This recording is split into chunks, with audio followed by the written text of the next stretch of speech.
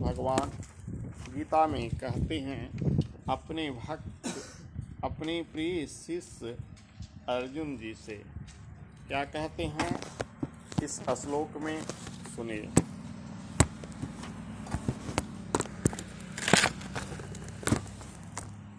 देवी द्विज गुरु प्राज्ञा पूजनम शौचमार्जवम सब ब्रह्मचर्यम अहिंसा शरीरम तप उच्यते।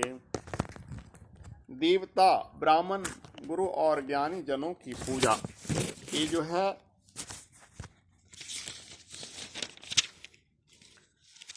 और शुद्ध रखना, ब्रह्मचर्य का पालन करना, ये सब को शारीरिक तप कहा गया है। ये शरीर संबंधी तप है।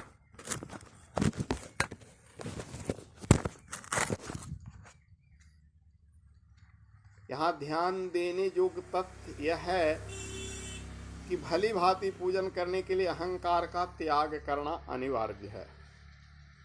आलस्य प्रमाद को त्यागना जरूरी है। सरलता अपनाने के लिए कुटिलता को त्यागना जरूरी है। ब्रह्मचर्य भी आसक्ति एवं विषय भोगों के प्रति रुचि को त्यागने से सकता है। अहिंसा का पालन तभी संभव है जब व्यक्ति मात्र अपने हितों की पूरा करने के दुर्भाव को त्याग दे। इन सभी गुणों को मिलाकर श्री भगवान शारीरिक तप या शरीर संबंधी तप में गिनते हैं। भगवान श्री कृष्ण यहाँ कहते हैं कि शरीर संबंधी तप में किन गुणों को गिनना चाहिए। इसके पूर्व श्लोक में उन्होंने सात्विक, राजसिक एवं तामसिक जगहों की वर्णन किया है और विवेचना की। अब वे शारीरिक, वाचिक एवं मानसिक तपों का वर्णन करते हैं ताकि उनको आधार बनाकर सात्विक, राजसिक एवं तामसिक भेदों को बताया जा सके। वे कहते हैं कि देवगण, जिसमें 5 ईश्वर कोटि की देव शक्तियां होती हैं। कौन कौन? भगवान विष्णु, शिव, गणेश, शक्ति और सूर्य। 33 कोटि शास्त्रविद देवता सम्मिलित है। उनका निष्काम भाव से पूजन शरीर संबंधित तपों में पहला तप है। परम पूज्य गुरुदेव ने देवता शब्द की व्याख्या की है। देवता उसे कहते हैं जो किसी को कुछ देते हैं, देने वाले भाव को। इस संदर्भ में संत तुकाराम प्रसिद्ध कथा आती है कि एक बार भगवान शिव और भगवान विष्णु उनकी परीक्षा लेने के लिए पहुंचे। भगवान विष्णु ने तुकाराम के द्वार खटखटाया और अपनी लीला से बाहर तूफान लाते हुए स्वयं साधु रूप धरा। तुकाराम के द्वार खोलने पर उन्हें पूछा, बाहर बरसात हो रही है, क्या अंदर आ जाए? संत तुकाराम की झोपड़ी बहुत छोटी थी, तो वे बोले, हमारा घर छोटा सा है, इसमें एक व्यक्ति लेटने लायक, 2 व्यक्ति बैठने लायक। यदि आपको घुटने मोड़कर बैठने में तकलीफ न हो तो अंदर आ जाइए। भगवान विष्णु अंदर आके घुटने मोड़ के बैठ गए। कुछ समय बाद भगवान शिव जी दरवाजा खटखटाए और बोले, क्या हम अंदर आ सकते हैं? उत्तर में तुकाराम बोला कि हमारा घर छोटा है, इसमें 1 व्यक्ति के लेटने की, 2 व्यक्ति के बैठने की और 3 व्यक्ति कराएगा तो खड़े रहने की जगह है। अगर आपको खड़े रहने में कोई दिक्कत न हो, हम तीनों मिलकर खड़े खड़े रात गुजार लें तो अंदर आ जाइए। तो भगवान शिव आ गए। सुबह होने पर दोनों भगवान असली रूप में आ गए। कौन कौन? शिव जी और विष्णु जी। और बोले, परीक्षा में तुम सफल हो गया।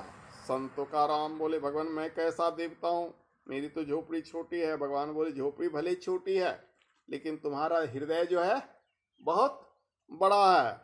जिसका हृदय विशाल है वो देव शक्तियों के गणना करने योग्य है, इसलिए तुम देवता हो। भगवान कहते हैं कि ऐसी देव शक्तियों का पूजन शारीरिक तपों से प्रथम आते हैं। साथ ही द्विजों को भी इसमें गिनते हैं।